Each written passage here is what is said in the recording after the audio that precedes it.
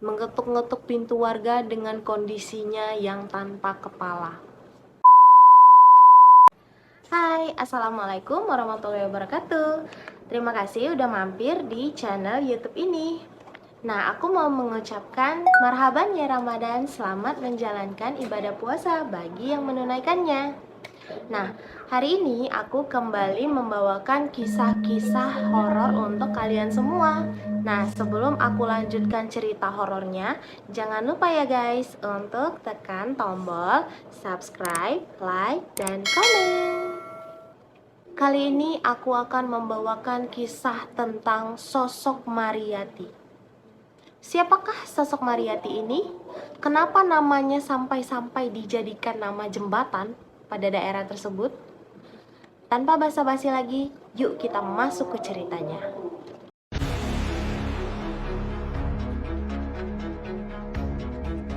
Sosok Mariyati ini adalah sosok hantu wanita yang menghantui suatu kawasan di daerah Gunung Sari, Balikpapan.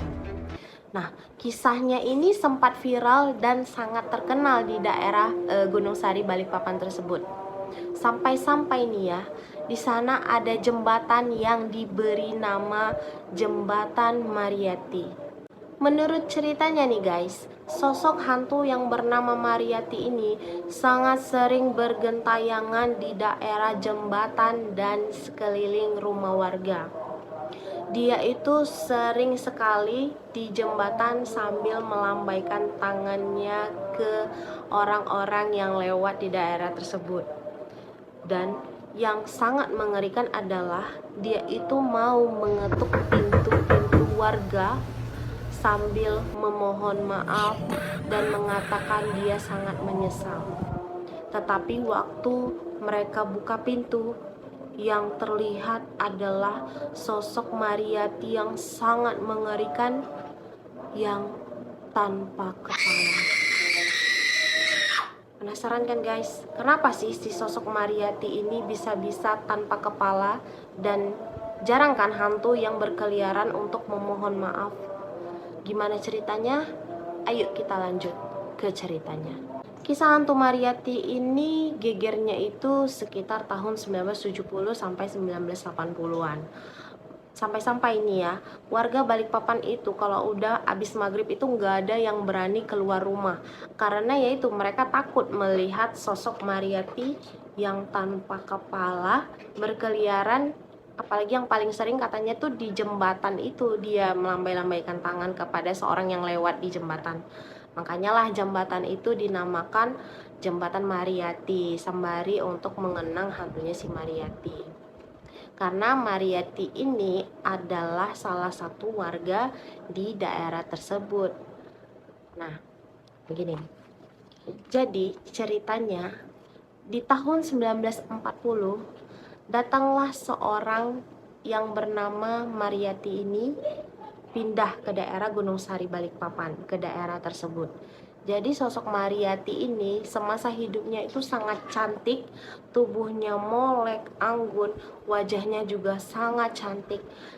Sampai-sampai nih ya, semua laki-laki yang berada di desa tersebut itu sangat suka dengan si Mariyati. Nah, si Mariyati ini sebenarnya sudah memiliki anak dan suami juga guys, waktu pindah di daerah Gunung Sari Balikpapan itu. Nah, kelebihan fisik si Mariyati ini, kecantikan dia ini berbanding terbalik dengan sifatnya si Mariyati. Si Mariyati ini juga seorang penggoda. Jadi setiap laki-laki lajang atau pria beristri yang tertarik sama dia itu dia lawanin. Sampai-sampai nih ya, banyak juga rumah tangga yang rusak gara-gara si Mariyati ini.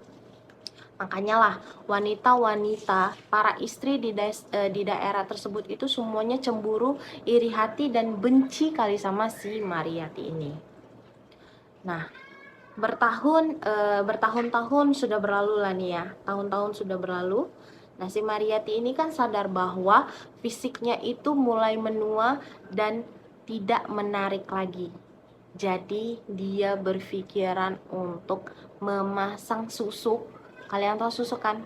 Susuk itu seperti jarum yang dimasukkan ke dalam tubuh. Jadi isi jarumnya itu sudah diisi dengan ilmu hitam mungkin ya. Jadi dimasukkan ke dalam tubuh. Tujuannya adalah untuk mempertahankan kecantikan. Jadi setiap laki-laki ngelihat kita tuh tetap cantik dan awet muda. Nah, kalian tahu guys, Mariyati ini memasang susuk di tubuhnya itu tidak tanggung-tanggung. Jadi dia memasang susuk itu hampir di seluruh tubuhnya. Oke lah, pada saat itu kecantikannya tetap bertahan. Tetapi semakin hari tahun-tahun berlalu kan tetap aja tuh kondisi tubuh Mariyati tuh tidak bisa bohong. Jadi kesehatannya ikut menurun dan kecantikannya pun tetap tetap aja gitu menurun. Ya kan namanya juga udah tua. Jadi pada suatu waktu si Mariyati ini divonis kanker rahim. Sakitlah dia kan, dan dibawalah dia ke rumah sakit. Dokter yang menanganin si Mariyati ini tahu bahwa Mariyati ini memasang susuk di hampir seluruh tubuhnya. Karena si Mariyati ini harus dioperasi karena kankernya itu sudah parah, jadi syarat melakukan operasi ini adalah susuknya itu harus dilepas. Jadi dokter tersebut dia berusaha mati-matian untuk melepaskan semua susuk yang ada di tubuhnya si Mariyati. Tetapi guys, susuk yang berhasil dilepaskan oleh sang dokter itu tidak semuanya. Hanya di bagian kepala dan di bagian pinggang saja yang berhasil.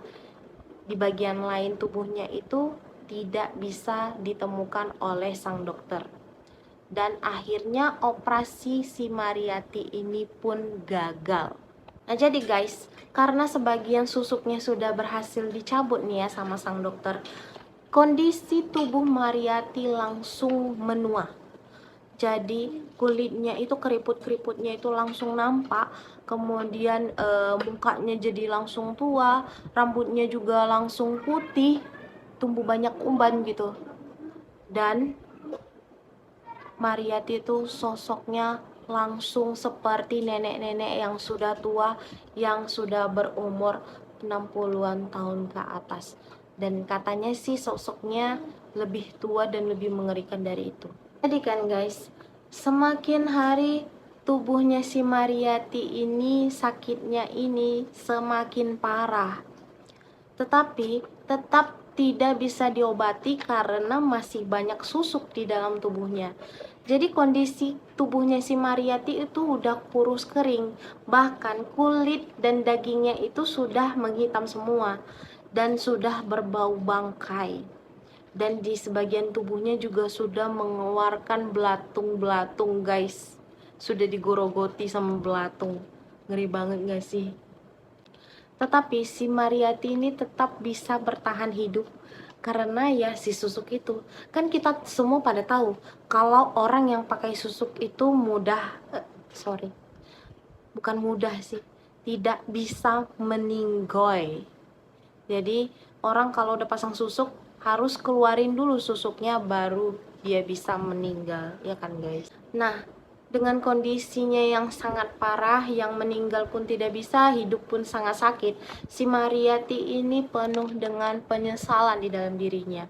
Jadi dia itu pengen sekali memohon ampun, meminta maaf kepada semua warga atau sekeliling tetangga-tetangganya itu yang suaminya dulu pernah dia rebut. Dia pengen meminta maaf sama korban-korbannya dia. Tetapi mereka tidak pernah menjenguk si Mariyati. Gimana mau minta maaf, dia pun juga tidak bisa berdiri lagi, sudah tidak bisa melakukan apapun lagi, kondisinya sudah sangat parah. Dan orang yang membencinya juga ya tidak mau ya kan datang ke rumahnya. Ya jadi ya itulah, dia tidak bisa kemana-mana dan sakit dalam penyesalan. Suatu sore datanglah tokoh agama, kalau kita biasa sih bilangnya kan ustadz. Datanglah Pak Ustadz ini ke rumah Mariyati yang berniat baik untuk melepaskan semua susuk yang ada di dalam tubuh si Mariyati. Nah, setelah proses panjang Pak Ustadz ini berhasil untuk melepaskan seluruh susuk yang ada di tubuh Mariyati. Setelah susuknya lepas, meninggallah Mariyati tersebut kan guys. Nah, Pak Ustadz juga berpesan bahwa mayatnya Mariyati ini langsung dikuburkan pada malam itu juga. Nah, kalian tahu guys, belum lagi tetangga-tetangganya atau masyarakat mengumumkan kematiannya si Mariyati. Tetangga samping rumah Mariyati ini sudah melihat sosok wanita. Dia melihat sosok wanita seperti si Mariyati ini duduk di depan teras rumah si Mariyati. Jadi tetangga si Mariyati ini langsung berpikiran bahwa oh mungkin itu arwah si Mariyati yang sudah bebas dari tubuhnya. Sampai di situ tetangganya masih belum takut. Oke. Nah, setelah mayat Mariyati ini dibersihkan, dibawalah mayat Mariyati ini untuk dimakamkan dengan motor angkutan kota. Kalau kita sih bilangnya angkot ya, guys.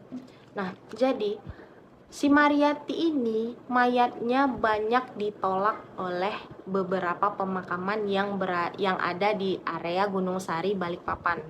Karena ditolak, jadi si Mariyati ini dikuburkanlah di sebuah kebun terpencil. Di daerah mana? Kita juga nggak tahu guys. Tetapi karena ditolak di daerah tersebut, ya mau nggak mau mayat si Mariyati ini harus dikuburkan itu di daerah kebun terpencil, bukan di daerah pemakaman umum. Nah, saat mereka melakukan proses pemakaman dari dia mayatnya dibawa nih di dalam angkot di perjalanan, supir angkot tersebut sudah diganggu oleh sosok si Mariyati ini. Kita nggak tahu kenapa dia gentayangan ya guys. Mungkin itu rasa penyesalan dia. Jadi sopir angkot ini saat membawa mobil, dia lihat dari spion kaca mobilnya itu kan terlihat ke belakang gitu kan guys. Nah, tiba-tiba itu ada yang mengetuk-ngetuk dari bawah peti mayatnya si Mariyati ini.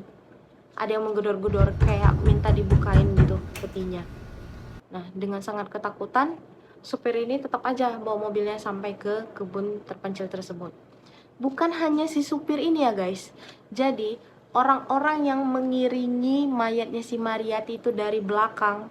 Jadi kan ini supir angkotnya, di belakang juga ada mobil yang mengikuti yang akan memakamkan mayatnya si Mariyati ini. Mereka juga melihat sosok Mariyati ini duduk di angkot tersebut sambil melambaikan tangan ke arah mereka. Serem banget ya guys. Dia belum dikubur aja sudah gentayangan.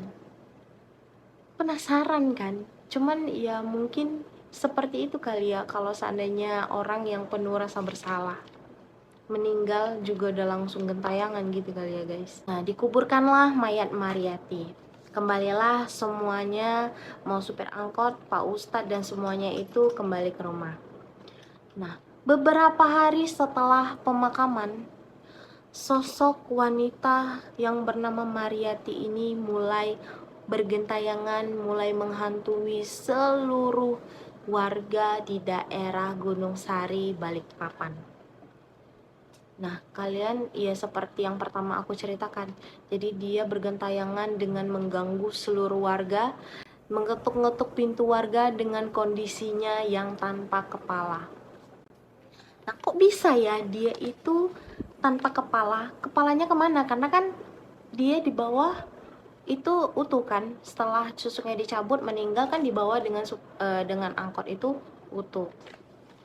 Ternyata guys, mayat si Mariyati ini sebelum dikuburkan itu dipotong kepalanya sama warga Gunung Sari, dipotong kepalanya dan kaki tangannya dicucuk paku. Kenapa dilakukan seperti itu?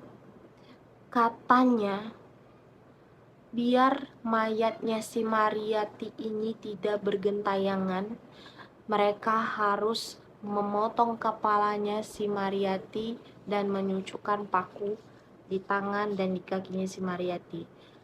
Tujuannya adalah agar mayatnya tidak bergentayangan. Begitulah kepercayaan orang Gunung Sari pada saat itu. Tetapi yang terjadi adalah tidak sama sekali.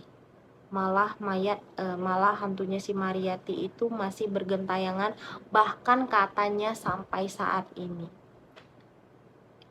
Nah, sangat disayangkan ya guys. Padahal waktu hidupnya itu Mariati itu sangat cantik, tubuhnya bagus, walaupun dia udah punya anak, punya suami, tubuhnya bagus, mukanya itu sangat cantik dan awet muda. Banyak dikagumi semua pria, tetapi dia malah memilih untuk memasang susuk dan juga merebut suami orang.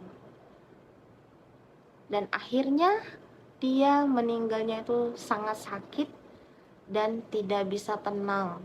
Meninggalnya pun dia tidak tenang, tetap bergentayangan. Nah, ini sih bisa kita ambil pelajaran ya guys. Yang namanya susuk itu pastinya endingnya seperti ini, tidak bisa meninggal. Ada juga cerita dari zaman dulu ya guys, kalau kita pasang susuk itu sengnya harus dibuka gitu, kalau enggak kita juga susah meninggal. Banyak sih ya. Yang penting ya guys, kalau kita kalau kita tuh cantik ya kan, disukai semua orang, kalau bisa sih ya yang wajar-wajar aja. Terus jangan sampai lah, kalau bisa itu nggak merebut suami orang, nggak mengganggu kehidupan orang lain, karena kan kita nggak tahu nih ya, ada aja pasti yang benci sama kita, sedangkan kita nggak salah aja kadang banyak yang benci ya kan guys. Nah guys, gimana menurut kalian cerita tentang sosok Mariati? Kalau kalian suka dengan ceritanya, jangan lupa komen ya guys ya. Nah, sampai di sini dulu ceritaku. Kita jumpa di minggu depan. Assalamualaikum warahmatullahi wabarakatuh.